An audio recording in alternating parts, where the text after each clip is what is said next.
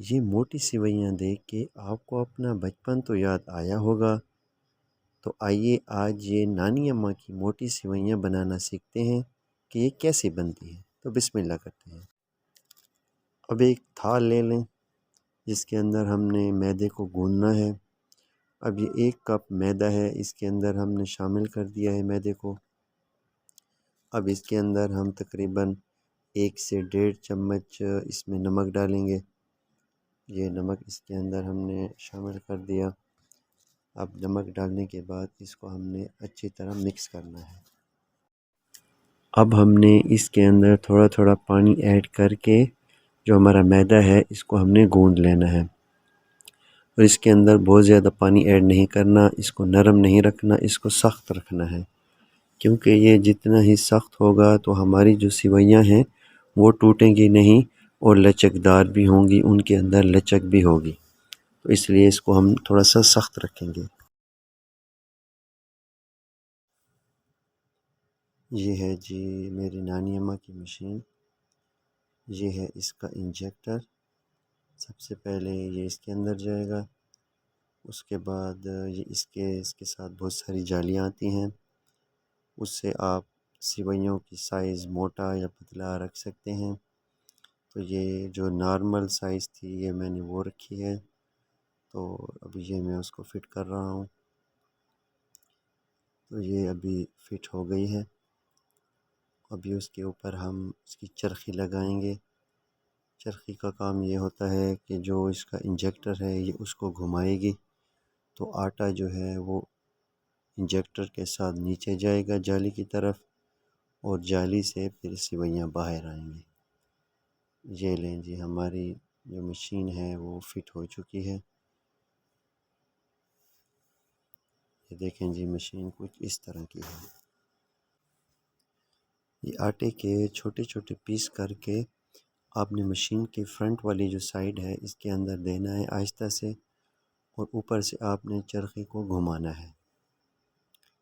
ये देखें जी, यहाँ से आपने आटा अंदर देना है और फिर आहिस्ता से आपने चरखे को घुमाना है। और आपने अपने हाथ का भी ख्याल करना है कि ख्याल करें कि कहीं आपका हाथ उसके अंदर ना आ जाए, उसका भी ख़ास ख्याल रखें। तो जैसे आप घुमाते जाएंगे तो नीचे से आप देखेंगे कि सिवैयाँ आहिस्ता आहिस्ता बाहर निकलना शुरू हो जाएंगी। तो आपने उसको मुसलसल उसके अंदर आटा देते रहना है और ऊपर से चरखी भी उसकी मुतवातिर घुमाते रहना है। तो देखें माशाल्लाह ये हमारी सेवइयाँ जो हैं ये नीचे तक पहुंच चुकी हैं। अभी ये जब इतनी साइज़ की जब बड़ी हो जाएंगी तो हमने इसको फिर आहिस्ता आहिस्ता करके हमने इसको उतारते जाना है।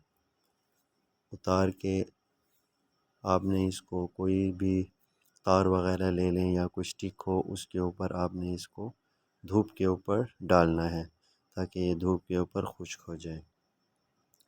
देखिए ये माशाल्लाह इसके अंदर काफ़ी लचक है, ये टूट नहीं रही, बहुत ही मज़ेदार हैं, बहुत ही मज़ेदार बनी हैं बिल्कुल। देखें मोतियों की तरह, इसको आप अलहदा कर सकते हैं।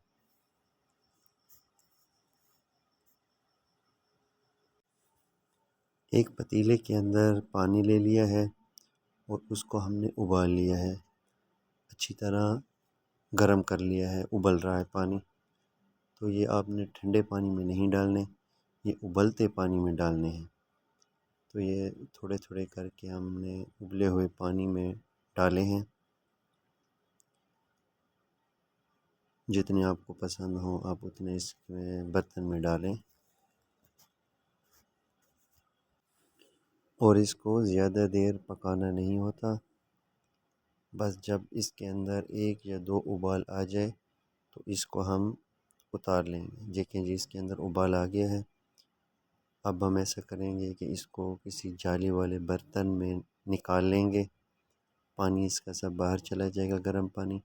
और इसके बाद इसके ऊपर ठंडा पानी डालना है लाजमी, तब आपकी सेवइयाँ अलहदा होंगी। लें जी किसी बर्तन में आप सेवइयाँ डाल लें, उसके ऊपर हमने देसी घी डालना है। ये जो इसकी पुरानी रेसिपी है उसके अंदर देसी घी इसके ऊपर डाला जाता है। ये इसके अंदर आपको जितना पसंद हो, कम डालना चाहें कम डालें। देसी घी इसके ऊपर डाल दें। उसके बाद हमने इसके ऊपर शक्कर ऐड करना है। ये जी इसके ऊपर आ गया शक्कर। वो आप जितना पसंद करें, वो आपकी मर्ज़ी के मुताबिक जितना आप डालना चाहें वो आप डाल सकते हैं। ये हमारी सेवइयाँ हैं तैयार। ये आप ख़ुद भी खाएं, अपने बच्चों को भी खिलाएं, अपने अड़ोस पड़ोस को भी खिलाएं।